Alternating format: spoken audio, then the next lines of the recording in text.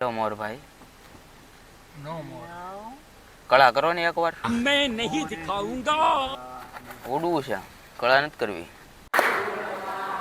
નંદલાલા ને માતા જશોદાજી સાંભરે મમતાની મૂર્તિ મારી રહી ગઈ ગોકુળમાં।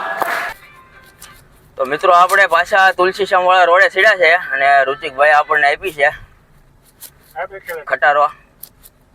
આ વખતે છે ને ઓરા નથી, આ છે અર્ટિગા સુઝુકીની મર્સિડીઝ।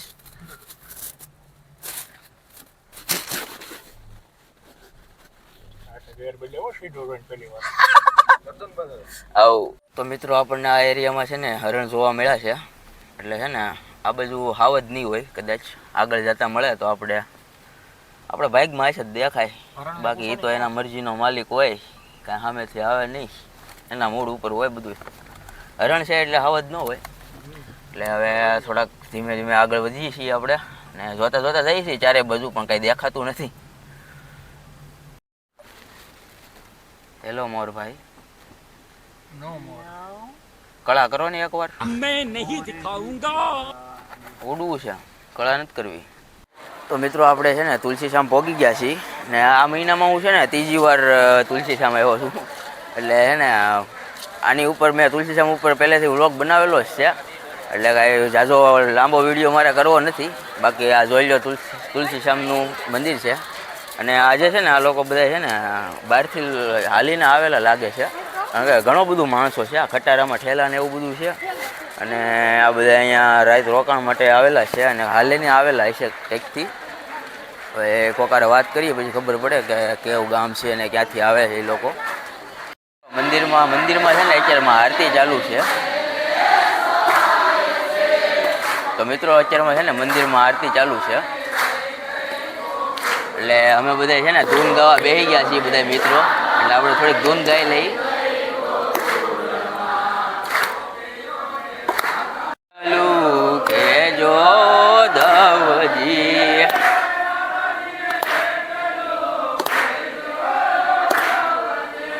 દાદાજીને એટલું કેજો ધવજી,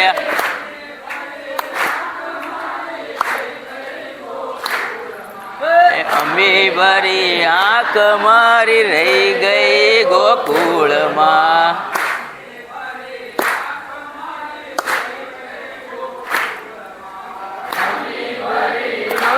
મારી રહી ગઈ ગોકુળમાં।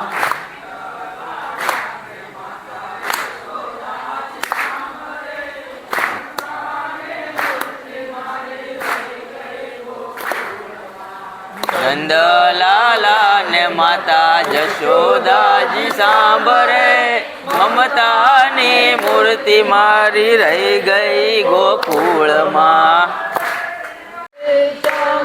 આમને ખાલી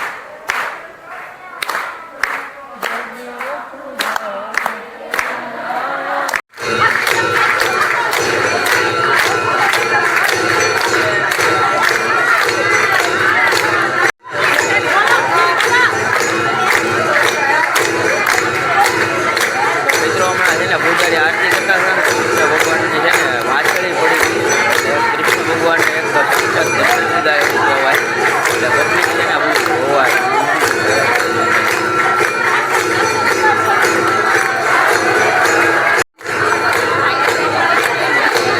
કૃષ્ણ ભગવાનના દર્શન કરવા માટે એટલું કરવું પડે। થાંભલા ઉપર અત્યારમાં ઊભો છું અને મને કાંઈ દેખાતું નહોતું, એટલે થાંભલા ઉપર ચડી ગયો।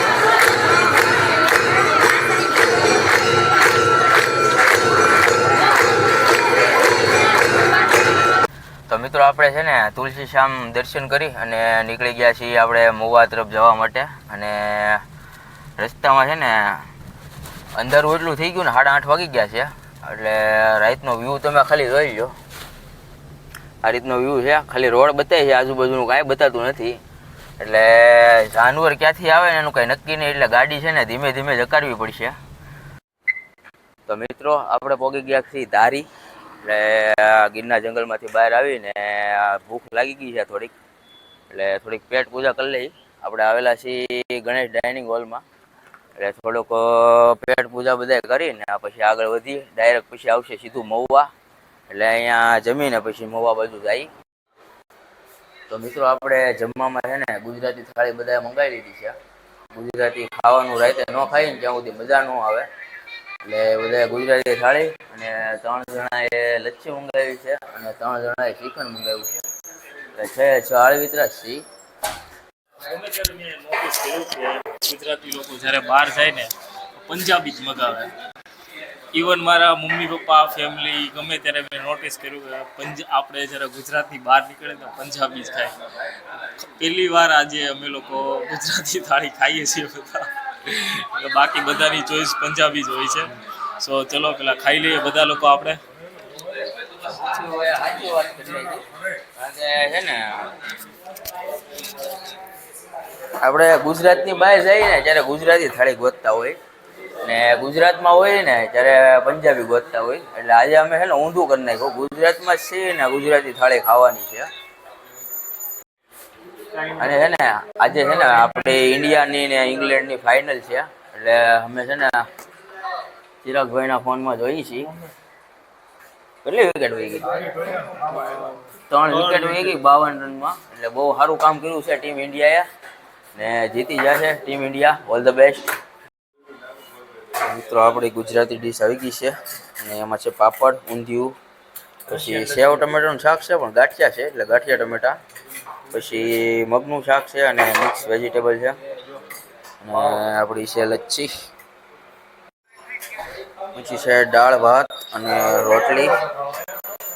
જો ઈશાન કિશન છે ને કેવો જોરદાર કેસ પકડ્યો છે અત્યારમાં. હવે ખાવાનું ભાવશે અમને, કારણ કે અડધી ઇંગ્લેન્ડની ટીમ છે ને એ સ્ટેડિયમમાં વહી ગઈ છે પેવેલિયનની બહાર. પડીકા પેક કરી દીધા છે એટલે હવે મજા આવશે ખાવાની. ભાઈ આપણે તારીની અંદર એક રેસ્ટોરન્ટ છે, દર્શન ગણેશ ભૂલે શું કે અહીંયા આવતા નહીં ભાઈ, નહીં મેળ આવે, ભેગું જ નથી થતું કોઈ વાત. ચિકન કેવું લે? ચિકન આપણે ઘરે સારો હોય આની કરતા. એ મજા આવે. તો મિત્રો આપણે પેટનો ખાડો બુરી લીધો છે. હવે સીધું આવશે મહુવા. વિજીપડી થી મહુવા જવાનું છે એટલે આપણે તો સીધું મહુવા જવું છે, કારણ કે દાળ ભાત ખવાઈ ગયા છે. એટલે હવે ડાયરેક્ટ કેન્સલ છે દાળ ભાતનું. એટલે મળીએ હવે મહુવાજીને.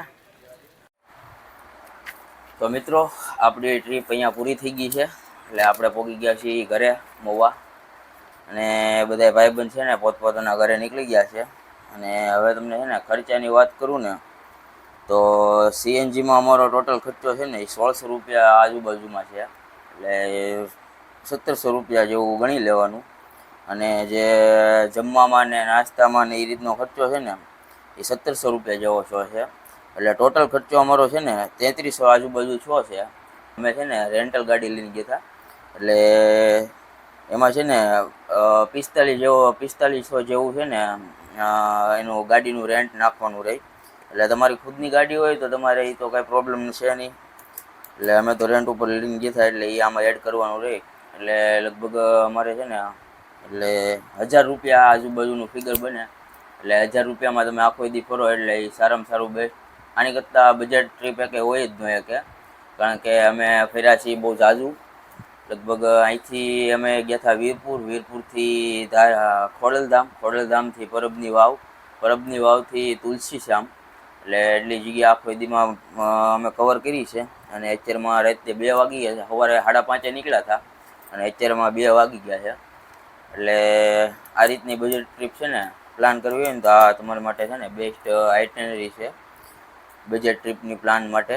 એટલે આજે ફર્યા તો બહુ મજા પણ આવી અને થાકી પણ એટલા ગયા, કારણ કે તડકો હતો અને ઠાકોડો લાગી ગયો.